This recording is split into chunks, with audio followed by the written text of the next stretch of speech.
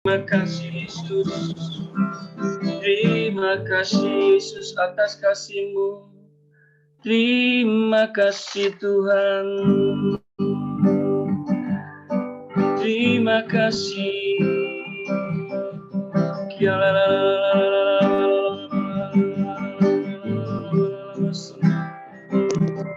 Segala hormat, segala kemuliaan hanya bagi-Mu Tuhan. Kaulah kekuatan kami Tuhan. Di saat kami bimbang, di saat kami dalam tekanan Tuhan, kami cari hadirat-Mu, kami temukan kasih-Mu, kekuatan yang dari Tuhan. Terima kasih Yesus. Haleluya. Terima kasih. Terima kasih. Terima kasih Tuhan.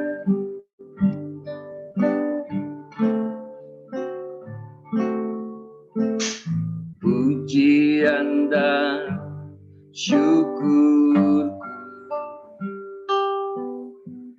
ku bawa padamu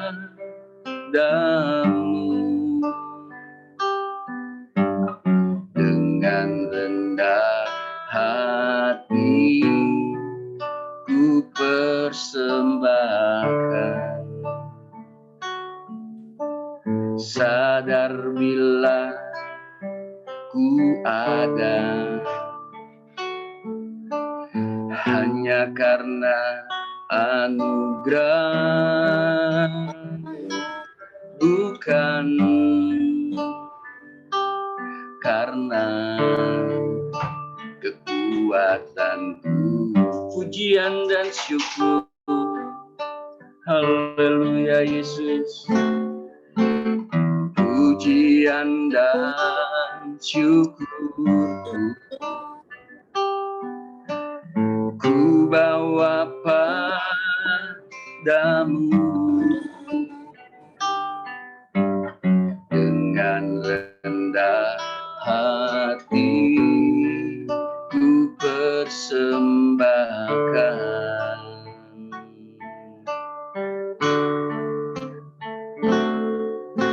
sadar bila ku ada hanya karena anugerah, bukan karena kekuatanku. Haleluya Yesus. Ku tahu hidupku adalah penyembahan. Kau ciptakanku dalam kemuliaan-Mu. Ku tahu Yesus, ku tahu hidupku berharga di mata-Mu. Segenap hidupku persembahkan. Katakan ku tahu, haleluya, ku tahu hidupku adalah penyembahan. Kau ciptakanku dalam kemuliaan-Mu. Kami tahu hidup kami berharga Tuhan. Ku tahu hidupku berharga di mata-Mu. Segenap hidupku persembahkan. Sekali lagi katakan, ku tahu tahu Tuhan, ku tahu hidupku adalah penyembahan. Kau ciptakanku dalam kemuliaan-Mu. Haleluya Yesus, haleluya Tuhan. Ku tahu hidupku berharga di mata-Mu. Segenap hidupku persembahkan. Katakan, ku tahu hidupku adalah penyembahan. Kau ciptakanku dalam kemuliaan-Mu. Kami tahu Yesus, ku tahu hidupku berharga di mata-Mu. Segenap hidupku persembahkan. Segenap hidupku persembahkan. Segenap hidupku, segenap hidupku persembahkan.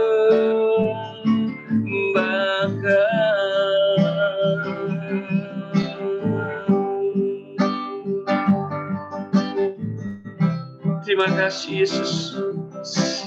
Kami tahu Tuhan, hidup kami adalah penyembahan Tuhan. Kau ciptakan kami dalam segala kemuliaan-Mu Yesus. Kami tahu kami berharga Tuhan di mata-Mu. Terima kasih Yesus.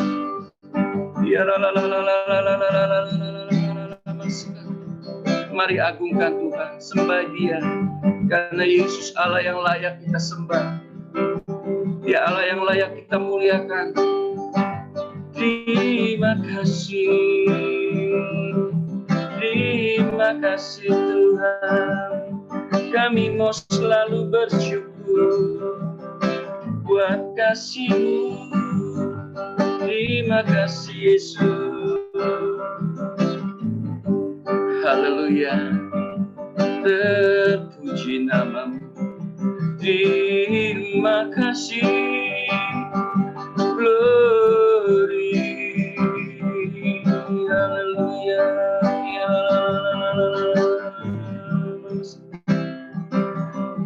Terima kasih Yesus, terima kasih Roh Kudus, terima kasih buat kasih-Mu.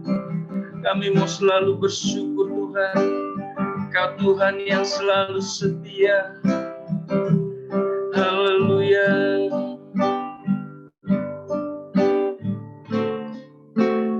Ku mau selalu bersyukur, selalu bersyukur. Kau Tuhan yang setia, yang selalu menopang. Ku mau selalu bersyukur, selalu bersyukur.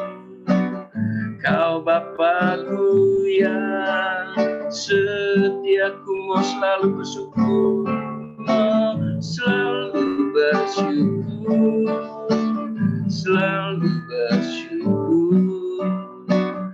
Kau Tuhan yang setia, yang selalu menopang. Ku mau selalu bersyukur, selalu bersyukur. Kau Bapa-Ku yang setia.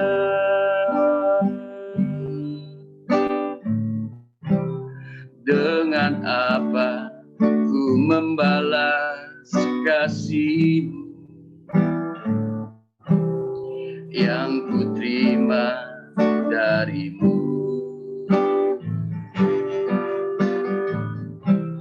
Dengan apa ku membalas cinta-Mu. Oh Yesusku, katakan ku mau selalu bersyukur. Ku mau selalu bersyukur, selalu bersyukur. Kau Tuhan yang setia, yang selalu menopang. Ku mau selalu bersyukur, selalu bersyukur. Kau Bapa-Ku yang setia, ku mau selalu bersyukur. Kami mau selalu bersyukur Tuhan, selalu bersyukur. Kau Tuhan yang setia, yang selalu menopang. Ku mau selalu bersyukur, selalu bersyukur. Kau Bapa-Ku yang setia, Kau Bapa-Ku yang setia. Kau Bapa-Ku yang setia. Kau Bapa-Ku yang setia.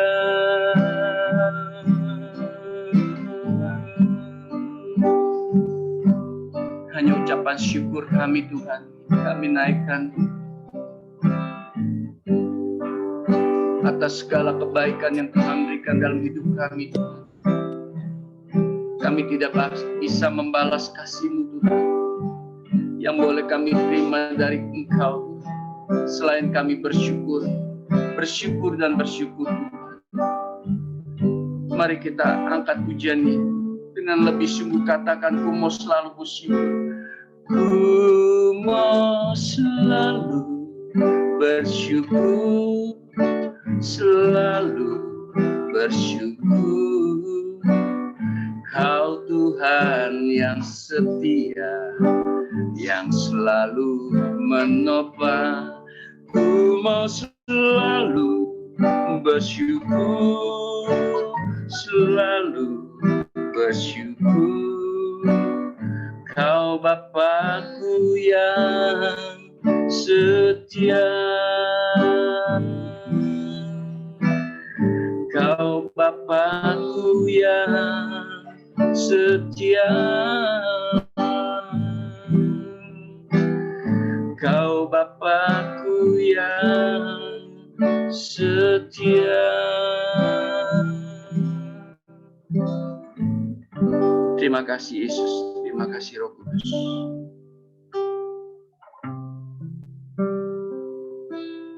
Terima kasih Tuhan. Kami silakan untuk hamba-Nya.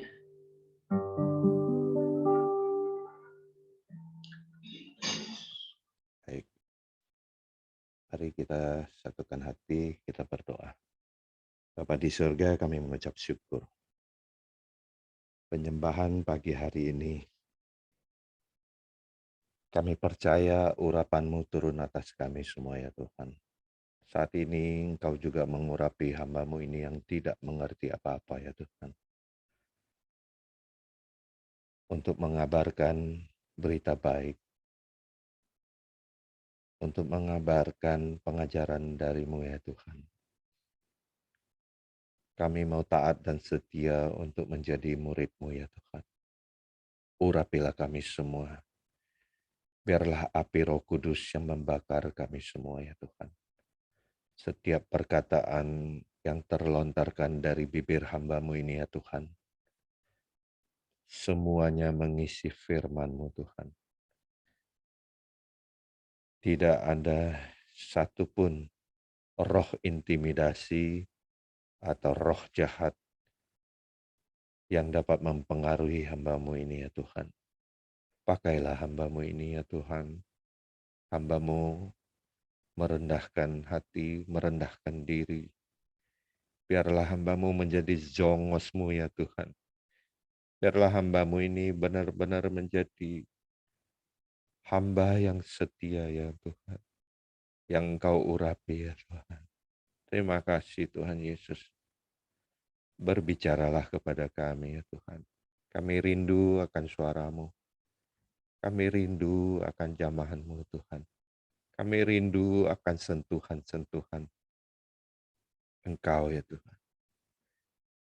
Kami ingin mendengarkan suara dari surgawi ya Tuhan. Terima kasih Tuhan Yesus. Haleluya. Di dalam nama Tuhan Yesus kami berdoa. Amin. Shalom saudara kasih dalam Tuhan. Saya bisa minta tolong Pak Wid untuk bantu saya bacakan Matius 12 perikopnya Yesus dan Beelzebub ayat 22 sampai 37. Ya, saya minta Pak Wid tolong bacakan.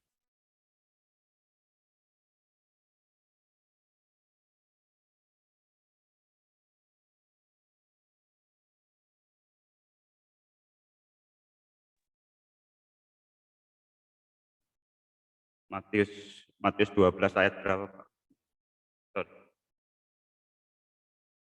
Matius 12 ayat berapa, Pak? Tadi lupa saya. 22, Pak. 22 sampai 37. Ya, saya bacakan.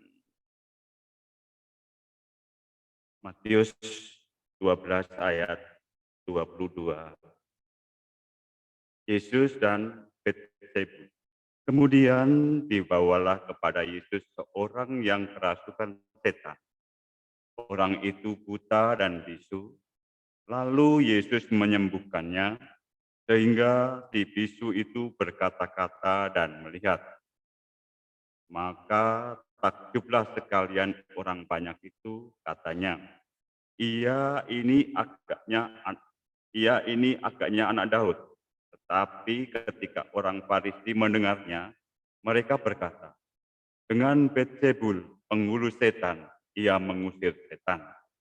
Tetapi Yesus mengetahui pikiran mereka, lalu berkata kepada mereka, setiap kerajaan yang terpecah-pecah pasti binasa, dan setiap kota atau rumah tangga yang terpecah-pecah tidak dapat bertahan.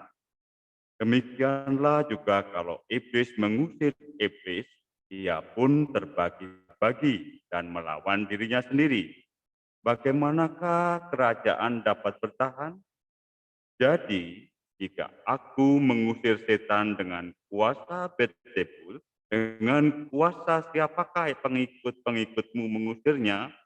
Sebab itu merekalah yang akan menjadi hakimmu. Tetapi jika aku mengusir setan dengan kuasa Roh Allah, maka sesungguhnya kerajaan Allah sudah datang kepadamu. Atau bagaimanakah orang dapat memasuki rumah seorang yang kuat dan merampas harta bendanya apabila tidak diikatnya dahulu orang kuat itu? Sesudah diikatnya barulah dapat ia merampok rumah itu. Siapakah tidak bersama aku, ia melawan aku, dan siapakah tidak mengumpulkan bersama aku, ia bercerai-beraikan. Tadi sampai ayat 37, Pak. 37. Sebab itu aku berkata kepadamu, segala dosa dan hujat manusia akan diampuni. Tetapi hujat terhadap Roh Kudus tidak akan diampuni. Sekali lagi, tetapi hujat terhadap Roh Kudus tidak akan diampuni. Apabila seorang mengucapkan sesuatu menentang anak manusia, ia akan diampuni. Tetapi jika ia menentang Roh Kudus, ia tidak akan diampuni, di dunia ini tidak, dan di dunia yang akan datang pun tidak. Jikalau suatu pohon kamu katakan baik, maka baik pula buah. Jikalau suatu pohon kamu katakan tidak baik, maka tidak baik pula buahnya. Sebab dari buahnya pohon itu dikenal. Hei kamu keturunan ular beludak, bagaimanakah kamu dapat mengucapkan hal-hal yang baik, sedangkan kamu sendiri jahat? Karena yang diucapkan mulut meluap dari hati. Orang yang baik mengeluarkan hal-hal yang baik dari perbendaharanya yang baik, dan orang yang jahat mengeluarkan hal-hal yang jahat dari perbendaharanya yang jahat.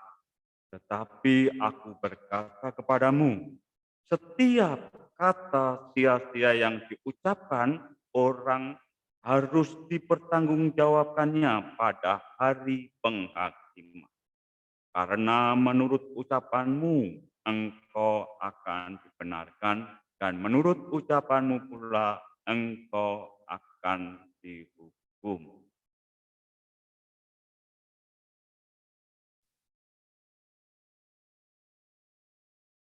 Terima kasih Pak Widoyo sudah bacakan.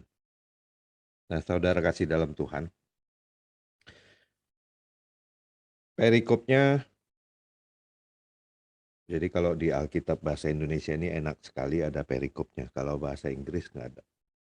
Yesus dan Beelzebul. Di sini tulisnya Beelzebul, tapi sebenarnya Beelzebub yang benar. Nah, Beelzebub ini adalah sosok setan gitu, atau iblis yang ada sayapnya, yang kalau digambar mirip-mirip seperti tawon gitu, yang mematikan. Nah, saudara kasih dalam Tuhan, tadi sudah dibacakan di sini banyak terkait dengan perpecahan, mengumpamakan sebuah negara, sebuah kerajaan, bahkan sampai kepada sebuah keluarga. Jadi mau besar, mau kecil, mau sampai yang paling kecil, itu disinggung tentang perpecahan. Artinya Tuhan tidak suka perpecahan. Nah, pagi hari ini kita membahas antara Yesus dan setan. Itu sangat bertolak belakang. Kadang-kadang kita manusia, lidah bibir kita mengaku Yesus Tuhan, tetapi diam-diam hatinya lari kepada setan. Itulah yang akan menimbulkan perpecahan. Nah, perpecahan kita itu di sini diumpamakan jika mulut kita tidak benar, itu akan menimbulkan perpecahan. Karena di Amsal 12 ayat 18 berkata, ada orang yang lancang mulutnya seperti tikaman pedang, tetapi lidah orang bijak mendatangkan kesembuhan. Nah, saudara kasih dalam Tuhan, pagi hari ini kita belajar untuk menjaga hati sampai kepada lidah.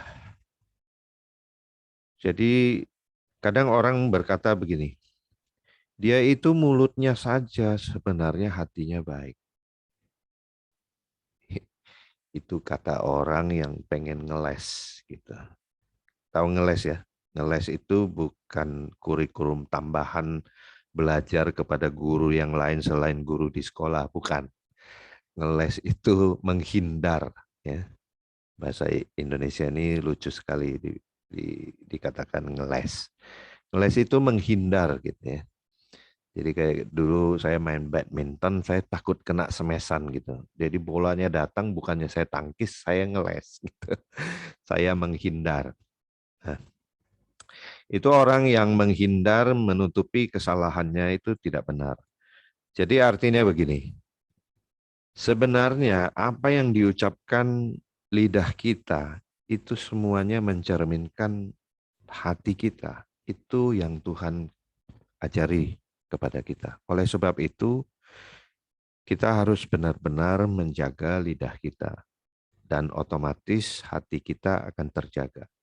Saya beri satu contoh. Jangankan negara terlalu besar. Ya, kita lihat aja negara kita ini sekarang kelihatannya kondusif. Tetapi di ambang pintu perpecahan kita selalu dibayang-bayangi. Kenapa? Karena ada satu masalah kecil saja diungkit-ungkit. Ada satu masalah kecil saja diributin. Sekarang bahkan diributin hamba-hamba Tuhan. Ya, gereja-gereja yang menerima bantuan. Ini saya bukan khotbah politik ya.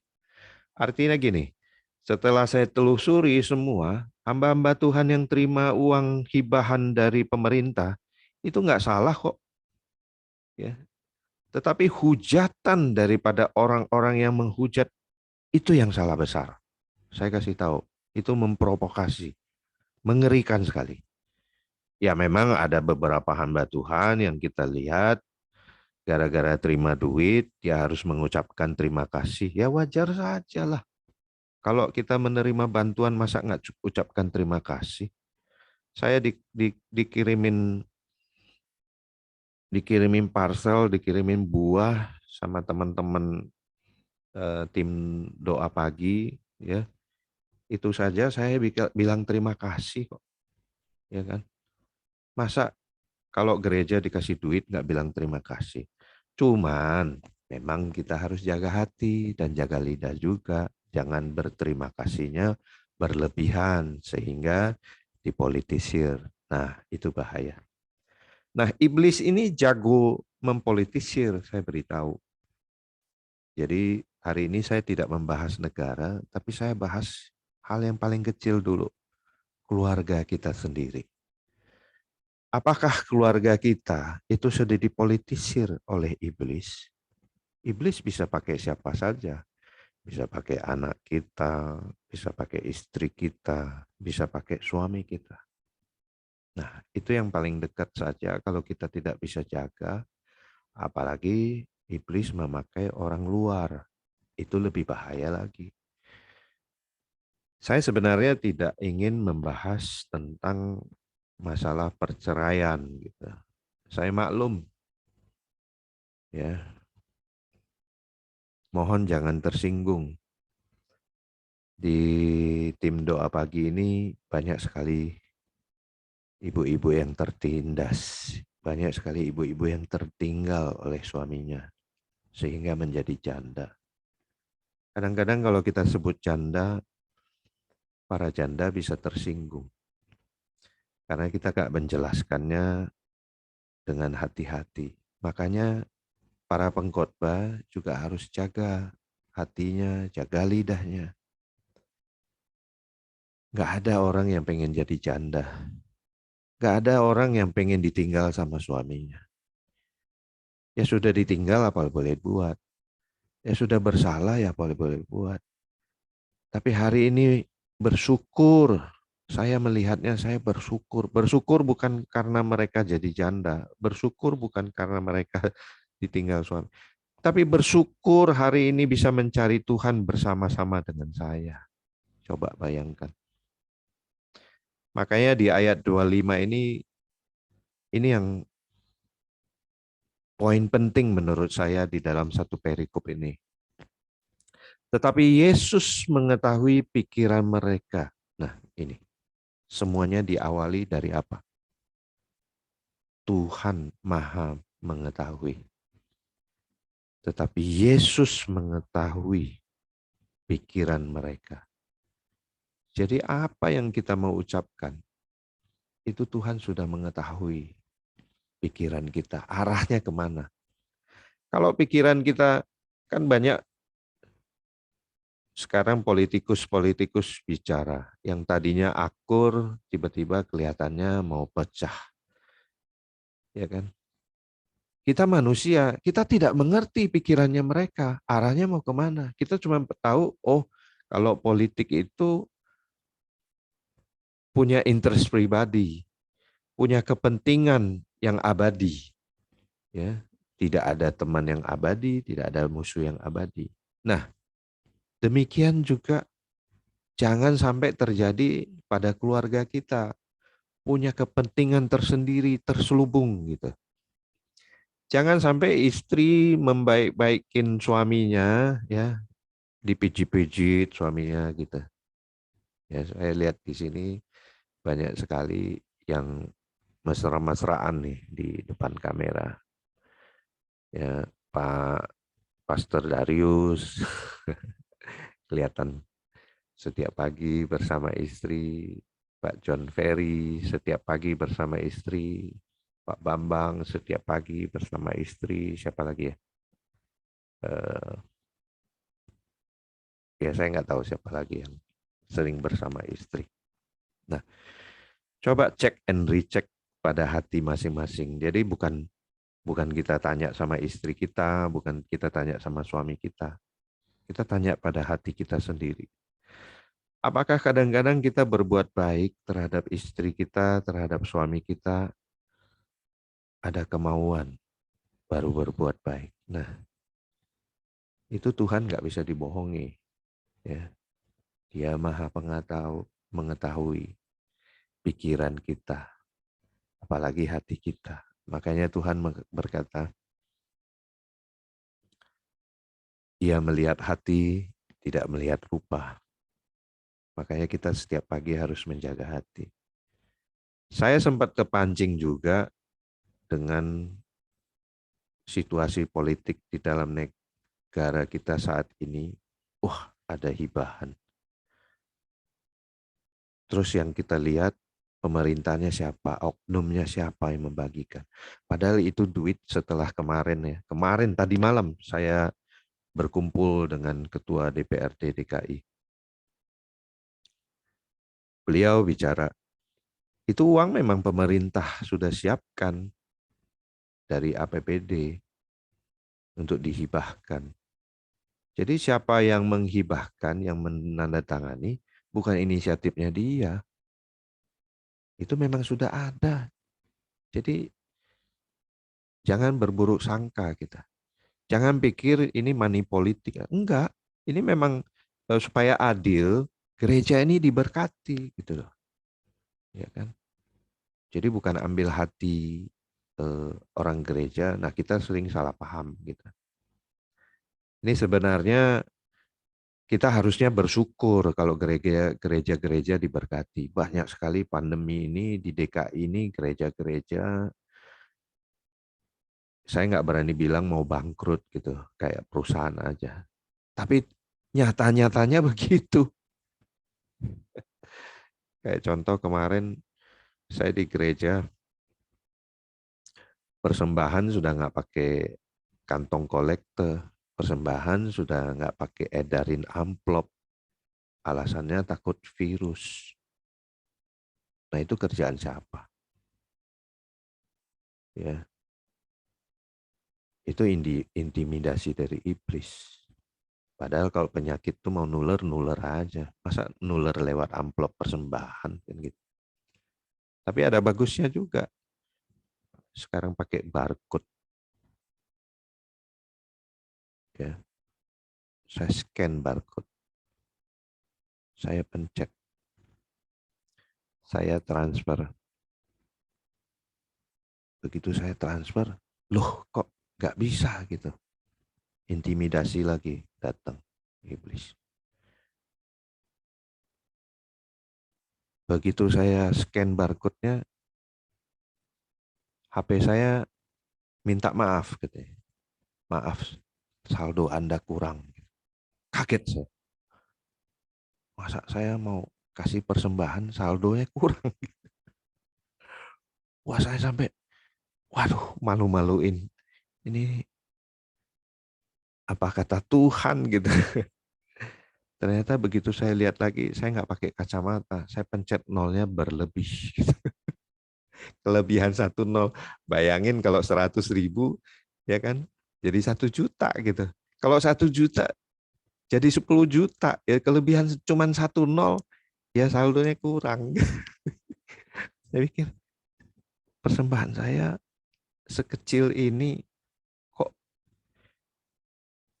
apa aplikasi saya minta maaf gitu. Maaf saldo Anda kurang. Jadi ternyata saya salah pencet. Nah, saudara kasih dalam Tuhan, mari kita belajar fokus kepada Tuhan. Jangan nyeleneh. Jangan terpancing emosi karena provokasi. Seperti salah satu, saya sempat terpancing emosi juga gitu. Teman-teman saya ikut menghujat semuanya. Gimana sih orang Kristen kok begini gini? Akhirnya saya kemarin klarifikasi, saya tanya pada sahabat saya yang mengerti. Saya bilang, Pak, itu sebenarnya hibahan itu gimana sih? Itu money politik atau apa? Bukan. Itu memang Tuhan sediakan melalui pemerintah. Bayangkan, orang yang bukan Kristen, dia bisa bilang itu Tuhan sediakan melalui pemerintah. Karena untuk gereja, makanya dia bilang Tuhan sediakan. Kalau Tuhan nggak seizin Tuhan, itu nggak akan sampai. Jadi saya langsung ingat, kalau berkat kita belum datang, berarti belum seizin Tuhan. Mari kita introspeksi diri. Tuhan Maha mengetahui apa yang Dia harus berikan kepada kita. Belum saatnya, ya nggak diberikan. Kemarin saya baru komplain sama Tuhan dalam hati. Saya bilang, Tuhan, saya iri, saya melihat Ibu Lisni datang ke Jakarta terima piala. Yang ngajak Ibu Lisni doa pagi itu saya, Tuhan. Kok saya belum terima piala, dia sudah terima piala, saya bilang. Besok mau ke apa Kapadokia ya, apa Pakadokia gitu. Yang tempat Turki naik balon yang bisa terbang itu. Saya tahu Kapadokia itu juga gara-gara nonton film yang selingkuh itu loh. Kalau nggak pernah kepikir mau ke Turki gitu. Bu Lisni mungkin nggak pernah dengar juga Kapadokia itu apa. Itu satu kota, Bu Lisni. Nanti ke Turki itu naik balon yang terbang ya. Kalau udah naik di atas balon, nomor 1, saya minta Bu Lisni angkat tangan, tumpang tangan, bilang, Tuhan aku berdoa untuk members-members TDP. Dicurahkan berkat-berkat-Mu dari ketinggian. Nah gitu ya Bu Lisni ya. Jangan sampai naik balon nanti ke atas yang pertama yang dipikirkan ini kalau jatuh gimana gitu. Jangan ya. Karena di sini firman Tuhan katakan apa yang kau pikirkan, apa yang kau ucapkan itu yang terjadi. Jadi ucapkan berkat dari ketinggiannya Bu Lisni. Saya titip doa itu buat orang-orang PDP. Biar berkatnya itu diimpartasikan gitu. Ya. Saya komplain sama Tuhan dalam hati. Kok malahan saya dapat hadiahnya istri saya kena kanker gitu. Tapi setelah pagi ini saya pagi ini juga nggak ada persiapan untuk khotbah. Yang saya jadwal Pak John Ferry, terus di take over sama Pak Kianli, kata Bu Poni Pak Kianli yang take over karena Pak John Ferry nggak bisa. Ujung-ujungnya Pak Kianli gara-gara tadi malam minum kopi kebanyakan nggak bisa tidur. Hari ini puyeng, baliknya ke John lagi. Jadi yang saya jadwal tuh, saya udah tulis John, ternyata Tuhan maunya John yang ini, bukan John yang di Nusa Loka. Masih di Nusa Loka ya Pak John Ferry? Masih ya? Oke, Pak John Ferry ini dulu tetangga saya di Nusa Loka. Nah, saudara kasih dalam Tuhan. Jadi mari kita belajar pagi hari ini, belajar menjaga hati. Nah, orang yang tidak menjaga hati itu seperti orang yang di sini saya dapat teguran seperti orang yang menghujat Roh Kudus. Orang yang menghujat Roh Kudus itu tidak akan diampuni. Kadang-kadang orang cuma pikir, oh itu tuh kemarin si itu tuh ulama yang itu tuh menghujat Tuhan Yesus. Bukan cuma itu. Kalau itu udah jelas gitu. Kadang-kadang kita yang ngaku anak Tuhan itu loh, menghujat Roh Kudus itu kita nggak sadar gitu. Ya, saya beri contoh menghujat Roh Kudus itu seperti apa. Nah, kita ini kan semua tiap pagi minta diurapi. Apalagi saya doa minta Roh Kudus hadir di tengah-tengah kita. Sehingga kita hidup di dalam Tuhan, Tuhan ada di dalam kita. Berarti di tubuh kita ini ada Roh Kudus. Di masing-masing teman kita ini ada Roh Kudus. Nah, kalau kita menghujat teman kita memarahi teman kita, atau kita menghina teman kita, apalagi kita menghujat hamba Tuhan, itu sama dengan menghujat Roh Kudus dong. Benar apa betul? Ya enggak? Kadang-kadang kita pikir Roh Kudus itu sebuah sosok. Ya kita lihat foto yang katanya, saya nggak mau bilang itu gambar Tuhan Yesus itu adalah Tuhan Yesus, bukan.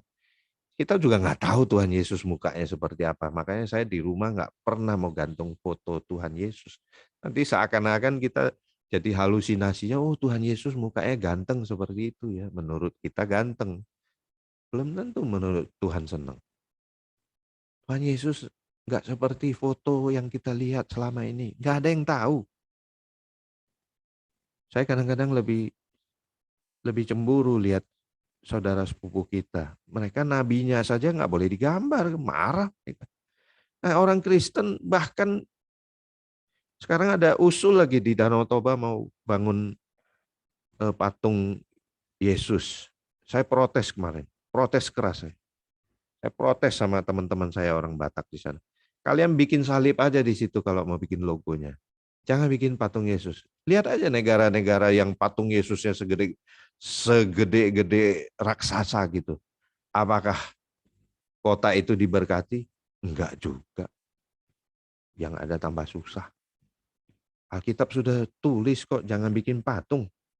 Nah kita ini anak-anak Tuhan ini kadang-kadang mentang-mentang gitu lah. Mau tunjukkan kalau kita itu lebih cinta Yesus itu bukan bikin patungnya. Tapi cinta Yesus itu tiap hari introspeksi diri. Tiap hari ngaku dosa di hadapannya. Seperti gembala saya tiap kali khotbah beliau selalu mengatakan setiap manusia berdosa. Dulu saya tidak mengerti. Saya pikir kenapa mesti ngomong begitu. Lama-lama saya pikir benar.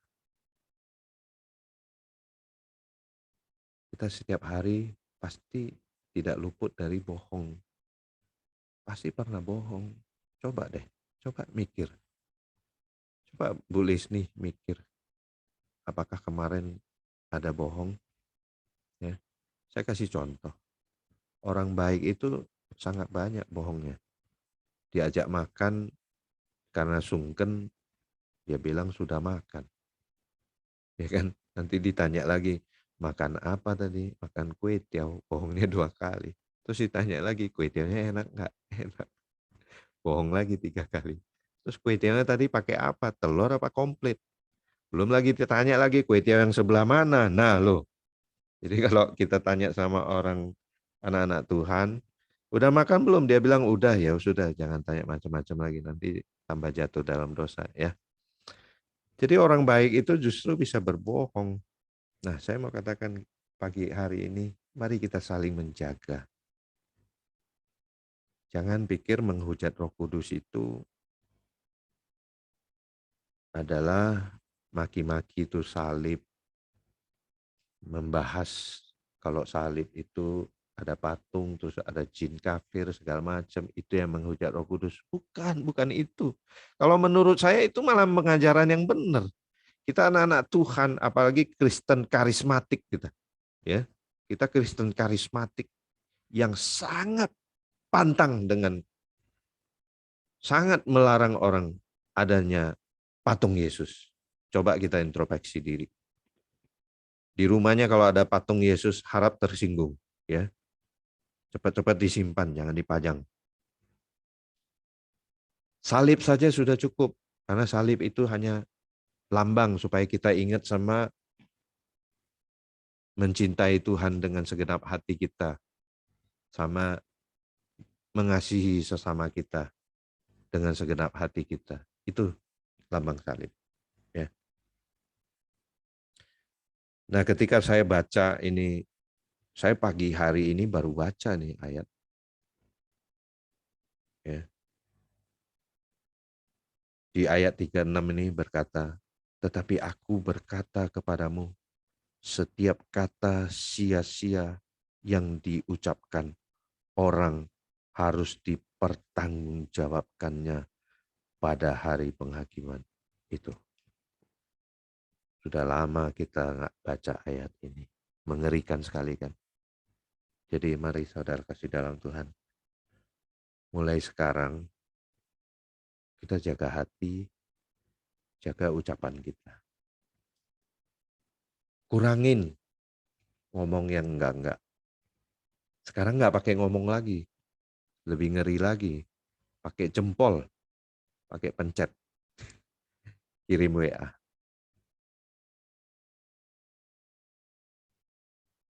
Saya tidak bermaksud menyinggung siapa-siapa ya. Kalau ada orang di sini yang seperti itu, harap berubah. Saya dulu juga begitu. Saya curhat sama gembala saya. Dia belum jawab. Saya sudah ketik 1000 kata kali. Nanti dia jawabnya 1 kata, saya ketik lagi 1000 kata. Terus lama-lama saya introspeksi diri. Kapan gembala saya baca? Kayaknya dia jawab sepotong-sepotong karena dia nggak sempat baca. Kadang-kadang kita curhatnya terlalu panjang. Kalau curhat panjang-panjang, curhat saja sama Tuhan. Jangan sama gembala kita. Jangan sama manusia. Manusia itu punya pikiran yang terbatas. Apalagi curhatnya bawa-bawa firman Tuhan. Sudah kita bermasalah, kita curhat sama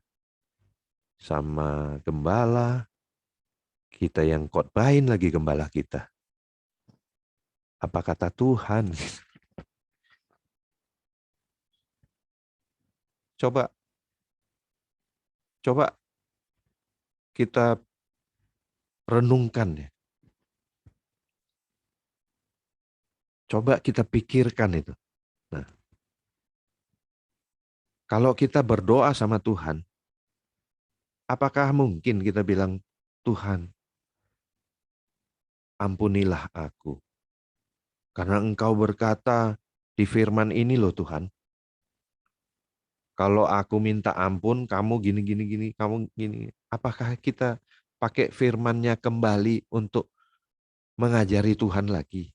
Kan enggak. Bicara apa adanya sama Tuhan. Ya, kalau berdoa, kecuali mimpin berdoa, kita mimpin jemaat ya, kita berdoa, kita pimpin semua. Kita perkatakan firman Tuhan. Oke, bagus.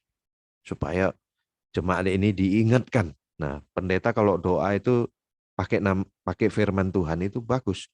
Supaya apa? Supaya iman timbul akan pendengaran firman Tuhan. Nah, orang yang didoakan, dia akan timbul imannya. Karena dia mendengarkan firman Tuhan. Tetapi kalau kita pribadi bicara sama Tuhan, jangan kuliahin Tuhan. Justru minta, Tuhan, tolong jelaskan kepada saya. Kasih saya tanda. Ya, seperti yang besok akan kita bahas. Itu minta pada Tuhan untuk berikan tanda seperti apa. Tuhan kasih tanda itu juga nggak instan. Tuhan kasih tanda itu 3 hari. 3 hari dia baru tunjukkan mujizatnya bahwa dia bangkit. Benar nggak? Nggak instan, langsung disalibkan, langsung dikubur. Mana? Kok nggak bangkit? Katanya bangkit. Tunggu 3 hari. Ya. Jadi setelah saya kembali lagi, saya melihat Ibu Lisni sudah terima piala. Saya komplain sama Tuhan, kok ini yang ngajak kok belum terima piala, yang diajak sudah terima piala. Akhirnya saya introspeksi diri. Saya bilang sama Tuhan, Tuhan, mungkin yang saya ajak lebih taat daripada saya ya Tuhan. Mungkin kalau Tuhan bisa sentuh kepala saya, dia akan dorong kepala saya. Nah loh, baru sadar lo ya. Karena saya sama Pak Kianli mungkin setiap pagi udah seperti rutinitas, hidupin Zoom, lihat orang khotbah, lihat orang bagikan renungan, lihat orang jadi WL, penyembahan. Kadang-kadang orang lagi penyembahan, kita lagi siapin ketik-ketik, ketik-ketik. Kita lagi sibuk ngatur ini, ngatur itu. Apalagi kita yang co-host nih. Semua ketok pintu kita lagi sibuk, siapa yang masuk, siapa yang... Jadi nggak sempat kita sujud kepada di hadapan Tuhan. Makanya kadang-kadang saya iri, orang yang saya ajak itu lebih enak sebenarnya. Kalau ikut Zoom pagi, kalau cuman ikut kan nggak merasa tanggung jawab. Kalau Zoom ini mati tiba-tiba atau ada yang ketok pintu nggak bisa masuk. Apalagi yang ketok pintu nggak bisa masuk, terus ngomel di grup. Yang ngomel di grup jangan tersinggung ya. Saya nggak bermaksud menyinggung gitu. Tapi yang sudah ada begitu kan. Pak Kianli kok nggak bisa masuk? Screenshot. Bayangin Pak Kianli sama saya jadi nggak konsentrasi ibadah. Liatin, mana yang belum masuk. Saya ngawasin bebek masuk kandang. Ampuni aku Tuhan. Saya tidak bermaksud menyinggung orang-orang. Saya percaya karena semuanya rindu ketemu Tuhan. Jadi, tapi mulai sekarang kalau nggak bisa masuk, bersabarlah. Berdoalah pada Tuhan. Percayalah, Roh Kudus pasti menyentuh hati kami untuk membukakan pintu. Amin. Yang setuju, lambaikan tangan. Nah, saudara kasih dalam Tuhan, inilah. Jadi kita harus jaga hati kita, lidah kita. Karena lidah kita ini ada apinya gitu. Kalau agama lain katanya api itu adalah iblis.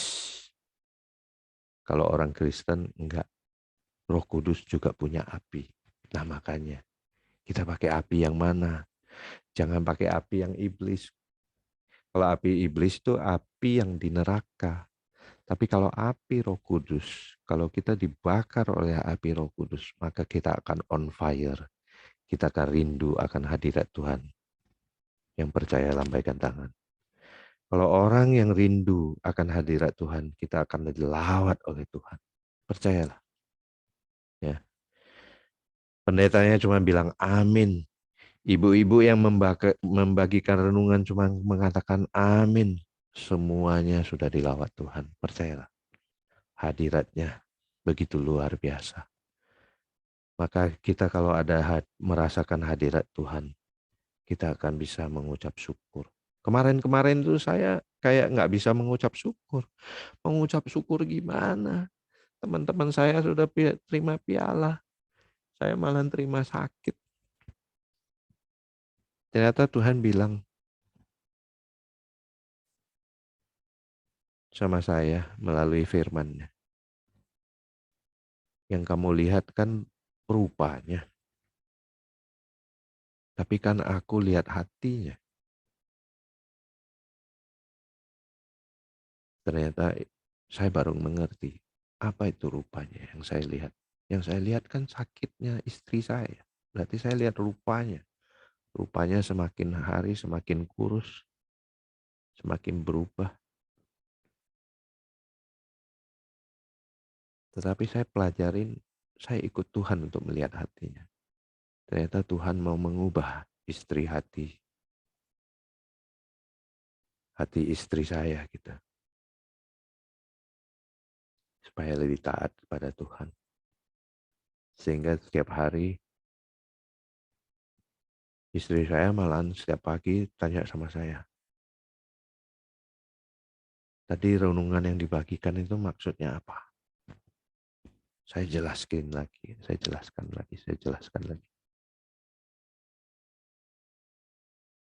Kan setiap pagi saya rekam, saya putar balik. Sama-sama nonton. Nonton bukan untuk mengkoreksi yang membagikan. Justru saya merenungkan apa sih teguran Tuhan. Kadang-kadang teguran Tuhan itu begitu dahsyat melalui ibu-ibu yang sama sekali tidak pernah belajar teologi. Tapi kok bisa ya, saya bilang sama istri saya, kok bisa ya Tuhan pakai. Saya merasa kok ditegur Tuhan, itu yang penting. Bukan merasa lebih hebat, bukan merasa lebih tahu. Makanya saya bilang, ibu-ibu, jangan punya pikiran bagikan renungan itu mau khotbah, jangan. Justru waktu kita baca, pas ketemu satu ayat, ini apa remanya? Seperti ayat 36 ini, tetapi aku berkata kepadamu, ini Tuhan berkata kepada kita. Setiap kata sia-sia yang diucapkan orang harus dipertanggungjawabkannya. Coba. Ngeri loh ini. Ini sekarang saya bicara, saya harus tanggung jawab. Sebelum teman-teman saya berubah, saya harus berubah. Kalau enggak, Tuhan nanti bilang, lu cuma ngomong doang. Katanya.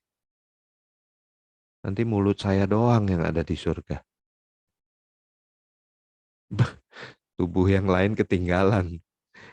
Besok kalau ketemu, kok ada mulut Pak John yang di sini? Kalian di surga. Berarti saya nggak melakukan firman Tuhan. Cuma bibir saya yang ada. Bibirnya bukan cakep. Mari saudara kasih dalam Tuhan. Ayat ke-37 berkata, karena menurut ucapanmu, engkau akan dibenarkan. Nah ini, kalau kita ucapkan yang baik-baik, pasti kita dibenarkan. Dan menurut ucapanmu pula, engkau akan dihukum. Nah, kalau ucapan kita nggak baik, ya pasti dihukum. Ya, saudara kasih dalam Tuhan. Kalau hari ini kita tahu teman-teman kita jatuh dalam dosa, mari kita berdoa pada Tuhan. Tuhan, ampuni dia Tuhan.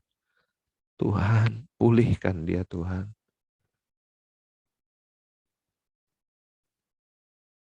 Jangan katakan kepada teman kita, kok dia jatuh ya? Jangan.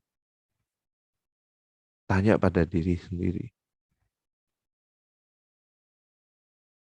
Kalau kita saat kejepit seperti dia, apakah kita juga bisa jatuh? Bisa. Kita punya kaki. Saya kasih tahu ya, yang punya kaki pasti pernah jatuh. Pernah nggak di sini yang nggak pernah jatuh? Saya duduk di kursi roda saja waktu tahun 94 keluar dari rumah sakit, didorong sama suster loh. Saya belum pernah ngomong kan. Jatuh. Suster yang dorong saya bisa jatuh. Nggak pakai kaki kan. Yang dorong suster, pasti hati-hati dong, orang saya patah leher. Apalagi patah leher, mesti yang dorong hati-hati, jatuh saya. Didorong pakai kursi roda aja bisa jatuh, apalagi jalan. Nah, saudara kasih dalam Tuhan, kalau ada yang jatuh, kita berdoa, ampuni dia. Mari saudara kasih dalam Tuhan, mulai hari ini, Kita belajar mengucap syukur. Hari ini saya tidak mendoakan siapapun yang titip doa. Ya, kita belajar. Mari kita belajar berdoa sendiri pada Tuhan. Saya merasakan kebiasaan kita titip.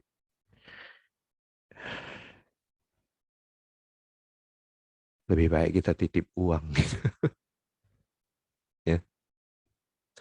Itu kasnya Ibu Nita tuh, kasnya TDP saya lihat kok uangnya tambah banyak, makin hari tambah banyak, bukan tambah kurang. Ya. Kita kasih hamba Tuhan ini itu segala macam, bahkan kasih PK kita udah kayak gereja tuh. Enggak, mungkin ada beberapa yang nggak tahu, kalau yang menabur pasti itu udah tahu. Saya nggak ngajak orang menabur gitu, tapi saya heran gitu loh. Bahkan yang menabur itu yang yang anggapan saya nih hidupnya kekurangan, kok bisa nabur ya? Saya jadi malu hati di hadapan Tuhan. Katanya statusnya direktur. Kalah saya naburnya sama ibu-ibu. Mari saudara kasih dalam Tuhan. Kita belajar mengucap syukur setiap pagi. Tadi seperti lagunya yang dinyanyikan oleh Pak Yoming. Ku mau selalu bersyukur. Mari kita nyanyikan lagi dengan kesungguhan hati kita. Tuhan, terima kasih Engkau telah menegur kami semua. Untuk supaya kami belajar lebih banyak, kami ucapkan syukur padamu ya Tuhan daripada menghujat.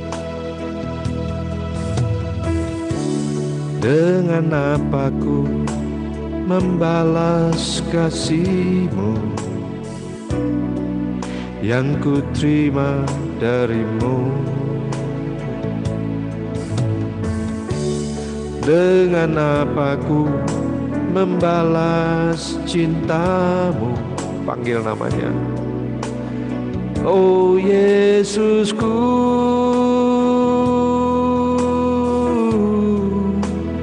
ku mau selalu bersyukur, selalu bersyukur. Kau Tuhan yang setia, yang selalu menopang.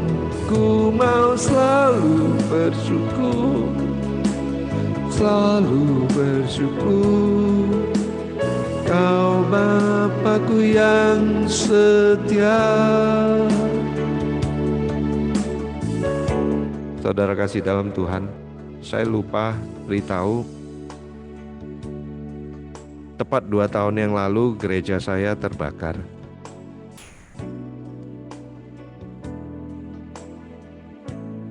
Saya kaget, kemarin diumumkan bahwa tanggal 26 ini sudah bisa ibadah perdana.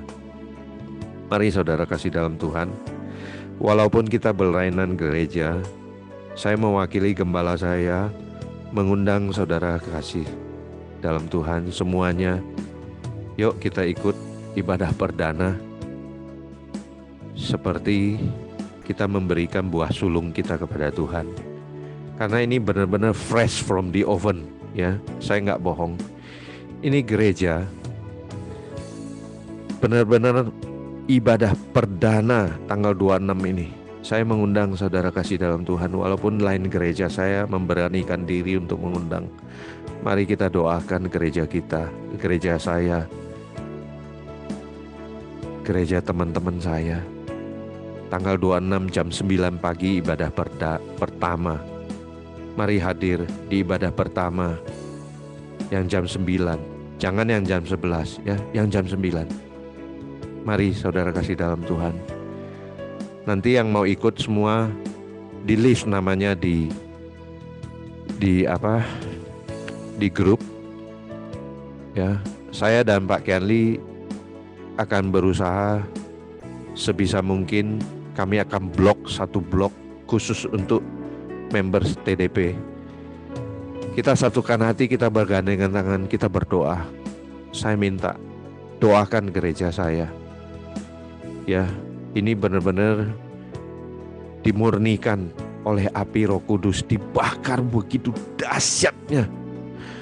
lantai 3 saja yang terbakar, tetapi sampai lantai dasar, lantai basement habis semua. Itu saya percaya pemulihan akan terjadi. Tuhan mengajari kita supaya lebih bisa mengucap syukur dalam segala hal. Saya bingung, gembala saya sudah terbakar loh. Itu kita bangun kembali itu habis 20 miliar lebih. Semuanya berdarah-darah, menabur. Tetapi gembala saya masih bisa mengucap syukur. Dia tidak menangis loh. Dia mengucap syukur dengan sukacita. Mari kita belajar pada Tuhan kita. Pagi hari ini kita katakan, ku mau selalu bersyukur pada Tuhan. Mari tanya kepada Tuhan, dengan apa ku membalas kasih-Mu yang ku terima dari-Mu? Dengan apakah ku membalas cinta-Mu? Dengan apa ku membalas cinta-Mu? Panggil namanya. Oh Yesusku,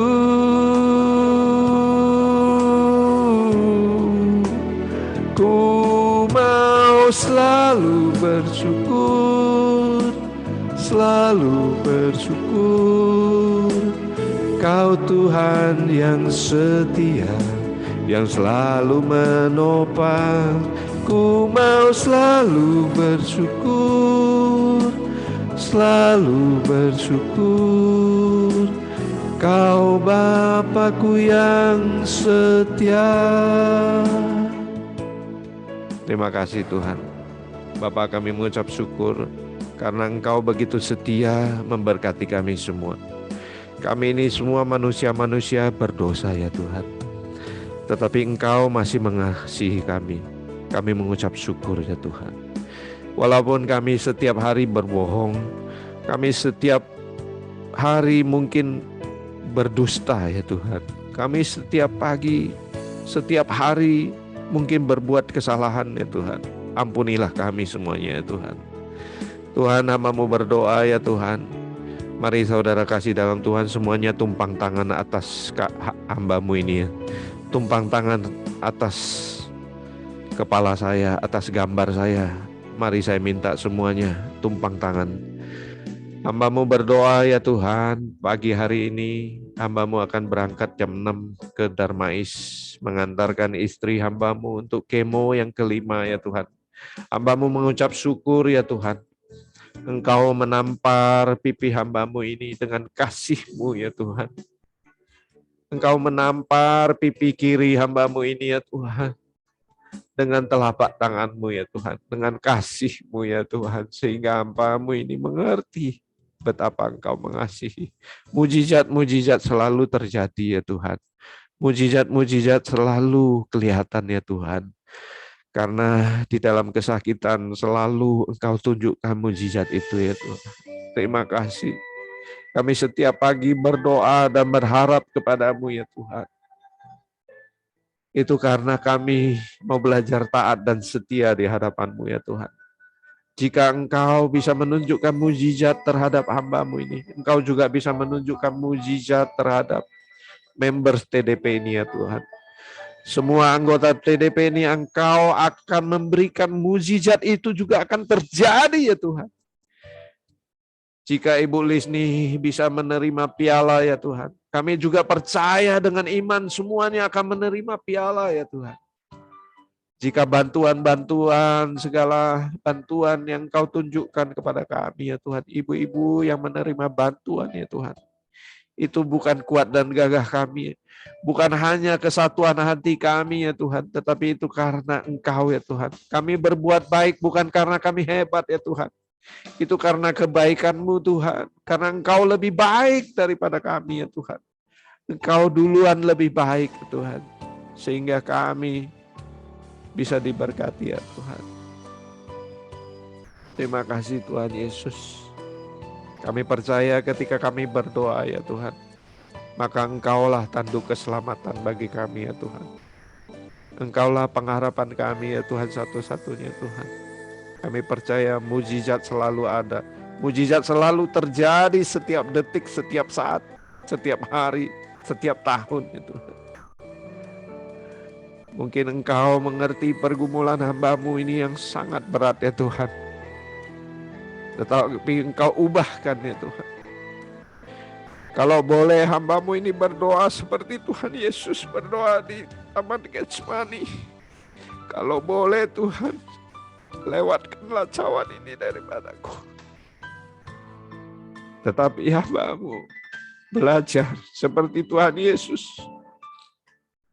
Tetapi kehendak-Mu yang jadi, bukan kehendak kami Tuhan. Terima kasih Yesus. Haleluya. Haleluya.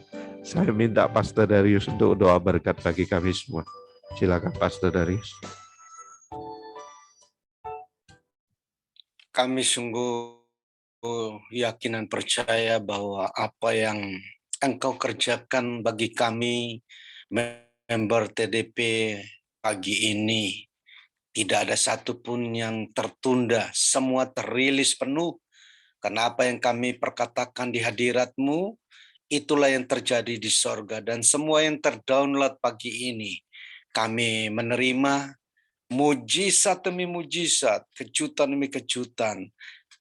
Itu yang terjadi dalam hidup kami. Berkati Pastor John yang akan membawa sang istri berobat di Darmais.